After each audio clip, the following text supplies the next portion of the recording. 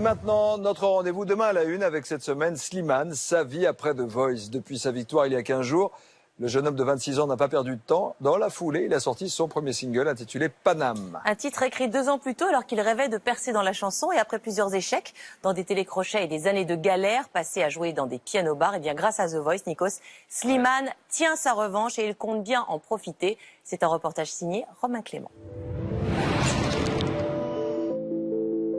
15 jours à peine après sa victoire à The Voice, Slimane est en studio. Il enregistre déjà le 2e single de son album. S'il me faut plus de voix. Une chanson intitulée Le Vide. C'est aussi loin que tu pars, ton sourire en écho, reste là sur ma peau. Nous avons suivi le programme marathon de ce chanteur de 26 ans, entre séances d'enregistrement, shooting photo et répétition pour son premier clip. Grâce à The Voice, il va réaliser son rêve, cet album sur lequel il travaille depuis des années. Beaucoup me disent qu'on va vite et moi j'ai toujours la même réponse, c'est que pour moi 10 ans c'est pas vite quoi. C'est vite ok depuis The Voice parce que d'un seul coup c'est vrai que la mise en lumière elle était à ce moment-là, mais 10 ans de travail pour sortir un album, je trouve qu'on est dans les temps. 2 ans après Kenji, le plus gros vendeur de disques en France, 1 an après Lilian Renaud, aujourd'hui disque de platine, voici comment Slimane surfe sur sa victoire pour lancer sa carrière.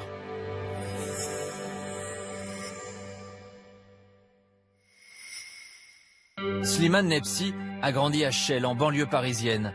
Pas de musicien dans la famille, mais une grande curiosité pour tous les styles de musique. Dans ma famille, on est vraiment des fêtards, on aime la vie, on se retrouve souvent à danser à la maison, à chanter ensemble. Et ils m'ont donné le goût d'aimer la musique.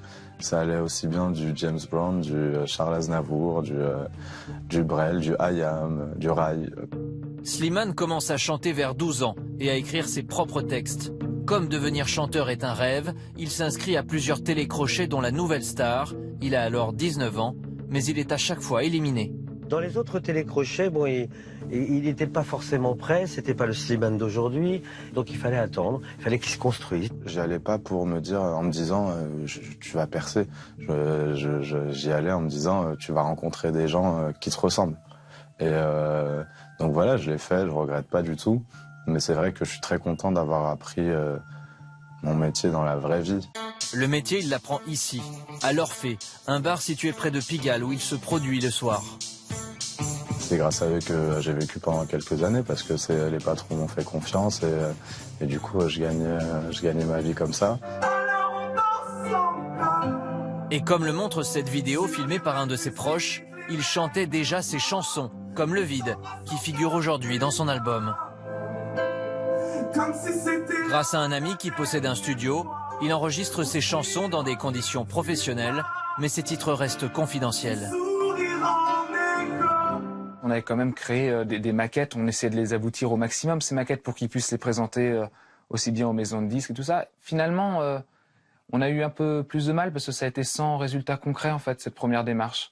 Donc c'est suite aussi à ça qu'il a décidé de prendre la catapulte forte et qu'il est parti faire les castings de The Voice et tout ça. Le 5 février dernier, surprenant son frère et sa sœur qu'il n'avait pas prévenus, il passe en direct dans l'émission pour les fameuses auditions à l'aveugle. Les jours passent mais ça ne compte pas, j'ai tant de mal à vivre, ivre de ce parfum si différent du tien. Pire, j'ai compté chaque minute qui me retient à elle, comme si... Sur le moment, je me dis, faut que t'assures, faut que ton frère et ta sœur soient fiers de toi. Et il y a aussi une autre partie de moi qui me dit, t'as beaucoup travaillé et là c'est maintenant qu'il faut que tu montres à quel point cette chanson te touche. Je ne peux pas, je ne veux pas, je n'y arrive pas, je ne l'aime pas comme toi. Allez!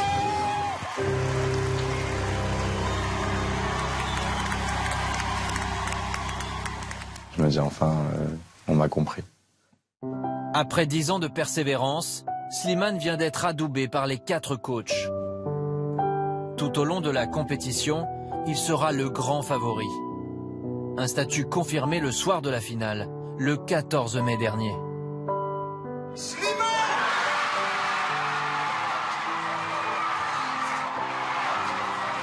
Bizarrement, j'ai pas beaucoup d'images qui me sont restées en tête. Je retourne ma tête et je regarde ma famille et mes amis. C'est comme si ils étaient le reflet de ce qui se passait en moi, mais moi, j'arrivais pas à l'exprimer. Et eux, ils ont crié, ils ont pleuré, et c'est tout ce que je ressentais. Sauf que ça sortait pas. Slimane veut aussitôt surfer sur sa victoire et offrir à son public comme à sa famille cet album dont il a toujours rêvé. Paname, Paname, on arrive. Moi, ma gueule et mon sac à dos. Paname, Paname, on arrive.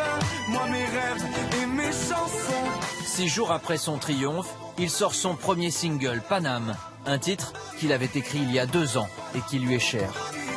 C'était mon histoire, c'était l'histoire d'un mec qui depuis petit avait envie de faire de la musique et a essayé de vivre son rêve coûte que coûte à Paris. Paname est diffusé en radio. Il y a aussi cette vidéo destinée à Internet, en attendant le clip qu'il prépare, avec la chorégraphe Cathy Emachua, qui a travaillé notamment avec Christine and the Queens, ou encore la top modèle Cara Delevingne. Paname, Paname, on arrive. Okay. Voilà. 5, 6, 7, 8. Paname, Paname, voilà.